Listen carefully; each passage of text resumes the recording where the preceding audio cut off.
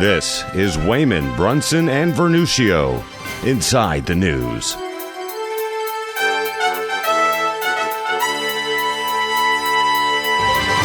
Welcome back to another edition of Inside the News. So glad that you are with both of us, and all three of us, actually.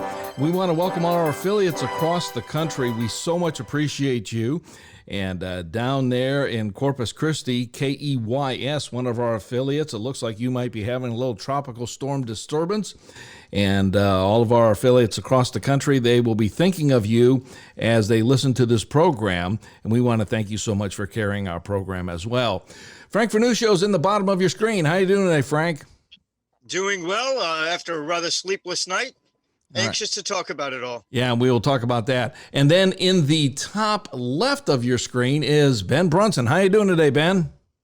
Good day, gentlemen. It's a pleasure to be with both of you. And fortunately, Orlando is not suffering what New York is suffering from right now. No, it is not. And, we've got a big program here today, folks. And this is unusual what is going on in this country. First, we had a pandemic of 10 to 12 weeks going back to the beginning of March. And just as businesses are starting to open up and just on the cusp of opening up their business, now we have all these riots and they're burning out the very businesses that we need to get this country going. And there is a faction afoot that wants to destroy this country no matter what. And Frank Vernuccio, you had a little bit of action in your neighborhood the beginning part of this week. And Frank, we're going to go to you right now. Kind of explain. Well, I live in New York City, one of the outer boroughs, and our neighborhood is considered a sort of an upper middle class neighborhood, and it was particularly targeted. Although it's not a major thoroughfare, some of our shops were looted, glass destroyed, that type of vandalism going on. What is problematic is that the mayor of New York City has made some bizarre statements. He has said that the way to stop the riots is to reduce police presence. He said this will stop the attitude of confrontation. We are seeing, particularly in New York City, and I think similar in California as well, a level of governmental incompetence on a massive scale, something never before seen on this level in American government. That's a really dangerous situation. Many of us in places like New York City and in California applauded the president when he talked about calling out the military or getting tough yesterday. It's certainly something that's vastly needed. Again, the level of governmental official incompetence in our major Democrat-run, progressive Democrat-run cities and towns and states is becoming something untenable for the future.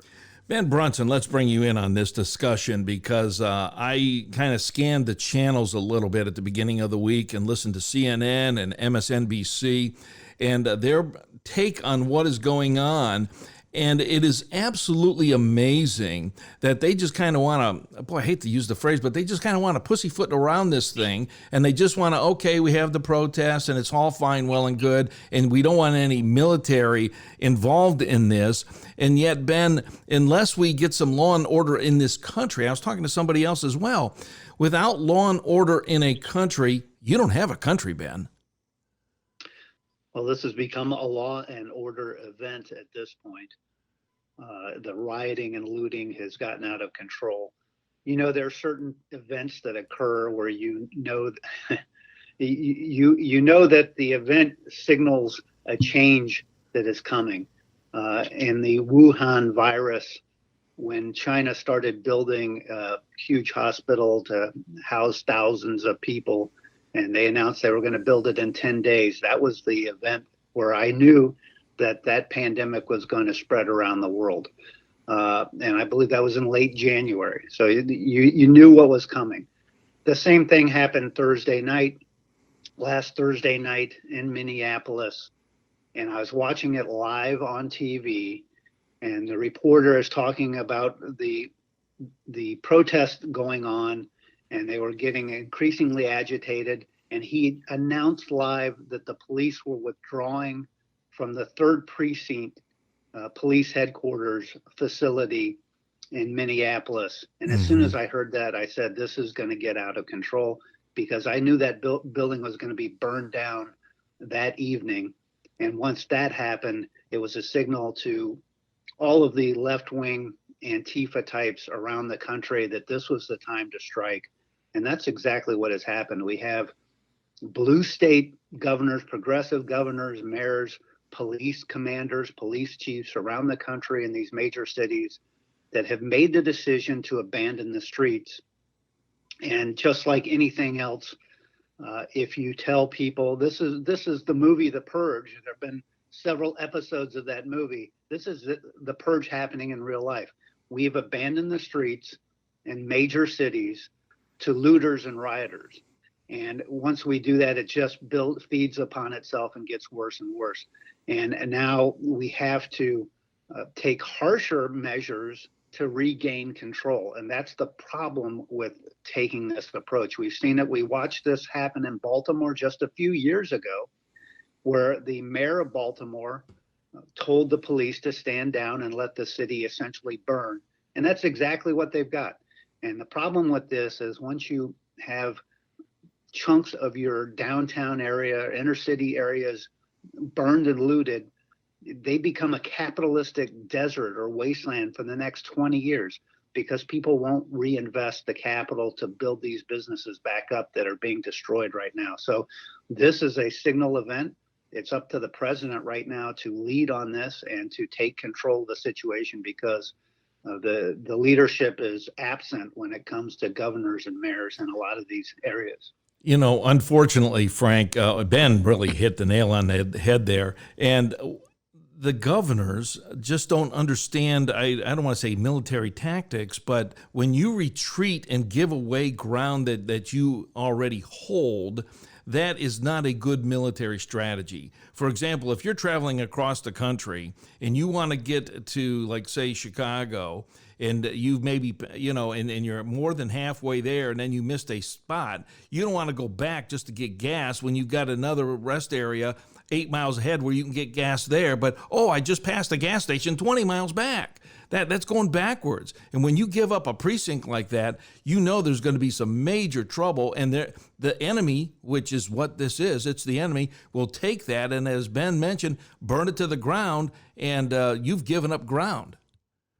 You've used the right word, enemy. The reality of it is there are, as some of our friends on the left said, two Americas. But the other side of the America doesn't like this country as it is. Barack Obama said he wanted to fundamentally transform America. Yes. The left has not been able to do that at the ballot box. They're taking it to the streets. These are not disturbances. These are not just riots. This is an insurrection. Look at the reality of it. The fact of the matter is, as the family of poor Mr. Floyd said, this has nothing to do with the death of Mr. Floyd. This has everything to do with Antifa and that ilk not being able to gain at the ballot box what they want, and so they're taking it to the streets. We are in the midst of a nascent civil war at this point in time. The fact of the matter is the hard left, which has wanted to fundamentally transform America, but has been incapable of doing it at the ballot box, is doing it by other means. It's time we recognize this for what it really is. You know something, Frank? When you said that about Barack Obama, and he was upfront and honest in the 2008 election campaign, I want to fundamentally change America, most people had no clue what he was talking about. But when you go back into his history with the Bill Ayers and the Weather Underground, and when you start looking back at what has transpired and all, this is exactly what he was meaning, fundamentally change America, which means that America does not exist as our founding fathers back in 1776 when we broke away, and then culminated in like 1812 and 1814 with James Madison kind of putting all that together, crystallizing everything. Ben, Barack Obama tried to deliver, and now he's delivering as well. He's been unusually silent, hasn't he? Well, he's, for the most part, seems to be writing this out, and we've talked about Barack Obama and the life he's leading a number of times in different contexts on this show in the last 6 months. This whole question, will Michelle Obama ride in as the savior of the Democratic Party? And I've made the point many times that Barack and Michelle Obama have become quite wealthy very quickly. Mm-hmm. They went from having no net worth to speak of. They're probably worth $100 million right now. They just bought a $12 million compound, I believe, on Nantucket, right off the water. Life's pretty good for them, and I think they're largely sitting these things out for the most part. Barack Obama will comment when asked, but he is not the answer that we need at this point. And it's not just Barack Obama that is dictating where we're going. There is a large progressive movement, and it has a left wing of that movement. And that left wing movement is anarchist. It is destructive. It is Antifa. The designation of Antifa as a domestic terrorist organization is absolutely the right step. It's been obvious for years.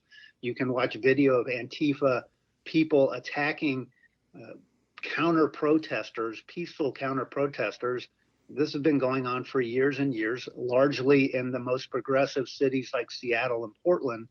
But what this has revealed this past week is that Antifa has organized across the country, and they have mobilized a lot of extreme socialist, anarchist, leftists who are willing to go out on the streets in events like this and agitate the crowds. And it has been surprising to me how organized it's been. You have individuals who are showing up at these events clearly at the right time, at the right place as it's starting to get dark, and they're coming with spray paint cans, they're coming with Molotov cocktails and the ingredients to make Molotov cocktails, and they're agitating the crowds to burn and to destroy.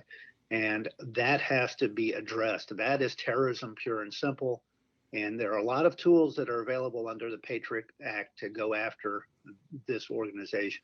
Frank, just kind of explain for our listeners, because I was trying to explain it to a friend of mine about the RICO statute, about when you cross state lines, and this is an excellent way to probably get to some of these anarchists. Well, the RICO statute was instituted basically as an anti-mafia move against organized crime. And when you are seeing how, as Ben pointed out, how totally organized these demonstrations are, these aren't people who have been spontaneously angered and have taken to the streets, as kind of the left-wing lore always has it. They have been financed, they have been organized, and that type of organization should be subjected to RICO inspection, RICO investigation. But it goes further than just an organized crime. This, again, is insurrection. We've been warned, we've been told. Barack Obama wanted to fundamentally transform America. We've had our college campuses that have encouraged this type of revolution against the established order, and they are moving forward with it. That is why the president's move to, or the Department of Justice move to have Antifa labeled as a domestic terrorist organization is so very important. Okay, Ben, I'm going to let you have the last minute or so here and let you close out this segment. Well, in addition to RICO statutes, which have been widely applied beyond the mafia to a lot of organizations, there is, of course, the Patriot Act, the USA Patriot Act, passed in 2001 and renewed since, with some changes, some expansions, some restrictions. But Section 802 of the Patriot Act expands the definition of terrorism to include domestic organizations, and it gives a lot of power to the government to surveil. Section 806 of the Patriot Act allows the government to seize assets really without, you can say it's unconstitutional, but it hasn't been taken down yet by the Supreme Court. So the government has the ability to seize assets really without warrant, without a trial and conviction of domestic terrorist organizations. So there are a lot of tools that the government has at its disposal right now under the Patriot Act to go after Antifa. And so this designation by the president is very important, and there are assets that the FBI needs to utilize now to go after it. Now, whether there are people in the FBI, I have my doubts about where the sympathies of the FBI lie these days, and a lot of FBI agents. The FBI, based on what they have done against the Trump administration, Granted, it came right out of the top, the seventh floor, as they say, of the FBI building. But based on some of the political leanings and views of people like Comey and McCabe and others, and their spying on the Trump administration, we'll see how strongly they pursue Antifa. Well, this is Inside the News. We are so glad that you are with us and you're watching us on our YouTube channel. Thank you so much. If you're in Illinois, you're listening to us on WZUS. And thank you so much for being a part of our radio network. Guy Wehman, Ben Brunson, and Frank Vernuccio. We're going to be talking about a whole lot more coming up. A war with Libya. Libya? Didn't we take out Muammar Gaddafi? Well, I'll tell you what, we're going to be talking about that next. We'll be back. You're listening to Wehman, Brunson, and Vernuccio, Inside the News.